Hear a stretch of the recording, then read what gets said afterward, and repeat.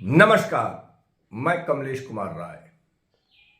7 अक्टूबर को इजराइल में जघन्य आतंकवादी हमले में 1300 बेगुनाह इजरायली नागरिक मारे गए, बच्चों के सिर कलम किए गए, महिलाओं के साथ बलात्कार हुआ। इस जघन्य आपराधिक आतंकवादी कृत्य की जिस ढंग से पूरी दुनिया में आलोचना होने की जरूरत थी, नहीं हुई। पूरी दुनिया दो हिस्सों में बढ़ चुकी है। इस घटना के बाद इजराइल के द्वारा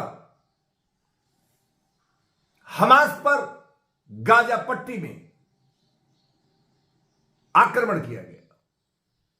यह एक्शन का रिएक्शन था जो स्वाभाविक था और यह कोई भी करता, लेकिन वर्तमान में इजराइल जो कुछ भी गाजा पट्टी में कर रहा है वह सभी मानवीय और नैतिक मूल्यों के विपरीत है। यहां तक कि यूएन से लेकर WHO तक की अपील तक को इजराइल के द्वारा ठुकरा दिया गया है, नजरअंदाज किया जा रहा है। युद्ध के 14वें दिन गाजा पट्टी को इजराइल सेनाओं ने घेर रखा है। किसी भी समय उसके तोप अंदर घुस सकते हैं। इजराइल में 7 अक्टूबर को हुआ यह आक्रमण पूरी तौर पर इजराइल इंटेलिजेंसिया की असफलता का नतीजा है। इजराइल के प्रधानमंत्री, जो इसके लिए मुख्य रूप से जिम्मेदार माने जा रहे हैं और जिनके द्वारा अपनी असफलता को छिपाने के लिए इजरायली जनता में अपनी छवि फिर से बनाए रखने के लिए गाजा पट्टी में क्रूरतम स्थितियों की मिसाल बनाई जा रही है, वह किसी भी हालत में उसे सही नहीं ठहराया जा सकता। मीडिया रिपोर्ट के मुताबिक गाजा पट्टी के अस्पतालों में लाशों की रखने की जगह नहीं है। सड़कों पर लाशें रखी जा रही हैं। घायल लोगों का इलाज नहीं संभव हो पा रहा है। गाजा पट्टी में खाने पीने के रसद रोक दिए गए।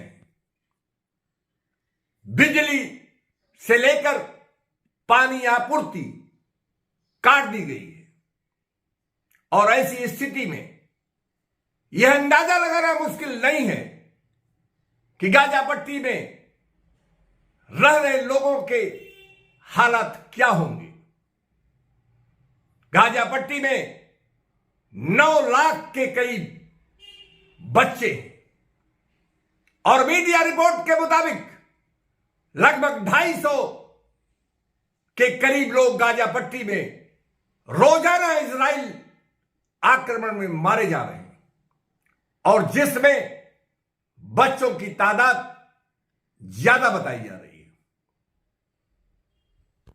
अमेरिका के राष्ट्रपति जो बाइडेन दुमुहे बात के लिए जाने जाते हैं, उनके द्वारा इस युद्ध को लेकर भी दो तरफा बयान रोज जारी किए जाते हैं। जहां एक तरफ इजराइल में दौरे के दौरान उनके द्वारा गाजा पट्टी के प्रति सहानुभूति जाहिर की गई, वहीं इजराइल के हर एक्शन के साथ वह खड़े दिख रहे हैं। कुल मिलाकर गंदगी से गंदगी साफ करने की प्रधानमंत्री की यह कोशिश गाजा पट्टी में सभी स्थितियों को बिगाड़ने में दुनिया के तमाम देशों की अपीलों को ठुकराकर जो स्थितियां बनाई जा रही हैं वह विभत्स है। ईरान सहित तमाम मुस्लिम देश आग में घी डालने का काम कर रहे हैं। लेबनान में हिजबुल्लाह के नेतृत्व में उसके लड़ाके इजराइल पर लगातार हमला कर रहे हैं। हमास के आतंकवादी भी अभी भी इजराइल पर मिसाइलें छोड़ रहे हैं। इजराइल को दो मोर्चों पर लड़ना पड़ रहा है। एक वह गाजा पट्टी में सब कुछ खत्म कर देने पर आमादा है, तो वहीं दूसरी तरफ हिजबुल्लाह के लड़ाकों से भी इजराइल मोर्चा ले रहा है। कुल मिलाकर गाजा पट्टी में जो नरसंहार हो रहे हैं वह किसी भी ढंग से उसे सही नहीं माना जा सकता। आतंकवादी संगठनों का ईमान उनका धर्म होता है और वह इसी कट्टरता को लेकर वह हमेशा जघन्य अपराध करने के लिए जाने जाते हैं। लेकिन इजराइल जैसा देश जो संविधान पर चलता है, जो राष्ट्र की परिधि में आता है और ऐसी स्थिति में संवैधानिक ढंग से इजराइल को युद्ध के नैतिक मूल्यों के आधार पर गाजा पट्टी में हमास से निपटने की जरूरत है। लेकिन बेगुनाह लोगों की हत्या, बेगुनाह लोगों का इलाज कराने में रुकावट पैदा करना, उनके खाने पीने के सामान से लेकर बिजली पानी बंद कर उन्हें परेशानी में डालना, उनके लिए एक बड़ी समस्या खड़ा करना, यह सभी नैतिक मूल्यों के विपरीत है, जिसे समझना पड़ेगा।